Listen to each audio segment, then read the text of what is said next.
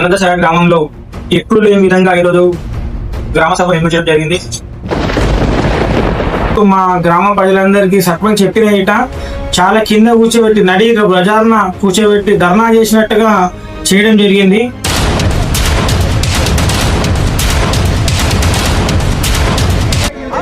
మా పెద్దలు, తాతలు, నాన్నలు అందరు ఎంతో మంది యువకుల నడి రోజుల ధర్నా విధంగా గ్రామ సభ ఇవ్వడం కూర్చోబెట్టడం జరిగింది. దీని మీద నేను ఖండిస్తున్నాను.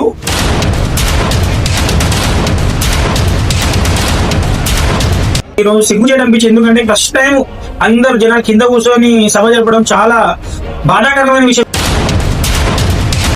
మా గ్రామంలో గత 7 సంవత్సరాలు ఏనాడు జనంతో ఎక్కడైతే గ్రామ సభ నిర్వహించలేదు. వాళ్ళు ఇష్టానుసారంగా ఫోటోలు పెట్టుకోవడం, అప్లోడ్ చేయడం, ఇష్టానుసారంగా డబ్బులు లేకపోవడం.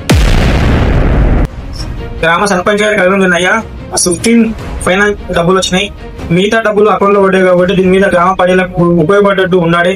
ఎందుకంటే వేసవికాలం వస్తుంది కాబట్టి డబ్బులు ఎవరు ఇవ్వద్దు, ఖర్చు పెట్టి గతంలో చేసినటువంటి ఎంపీలు చూపెట్టి తీసుకోమని చెప్పిన మేము.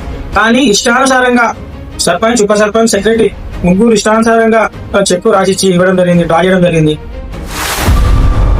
అడ్డగోలో డబ్బులు లేపింది కాబట్టి మేము ఇచ్చిపెట్టే ప్రసక్తి